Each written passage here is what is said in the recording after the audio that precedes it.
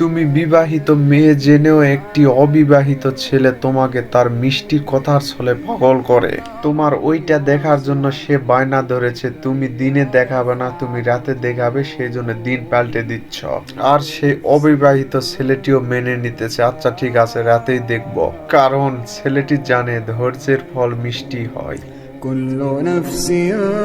আর বিবাহিত মেয়ে তুমি মনে করতেছ ছেলেটি আমার কথা মতো চলতিছে, না কে না বলতিছে, হ্যাঁ কে হ্যাঁ বলতিছে, কিন্তু হে বোকা নারী, তোমাকে যে ভালোবাসবে সে বিয়ের আগে কখনো এটা দেখার জন্য বায়না ধরবে না।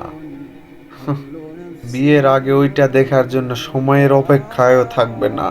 একটি বিবাহিত নারী অনলি স্বামীর কাছে দাম এবং মর্যাদা পেয়ে থাকে, তাছাড়া নাং বলেন কিংবা অবিবাহিত ছেলে বলেন কারো কাছে সে দাম বা মর্যাদা পায় না।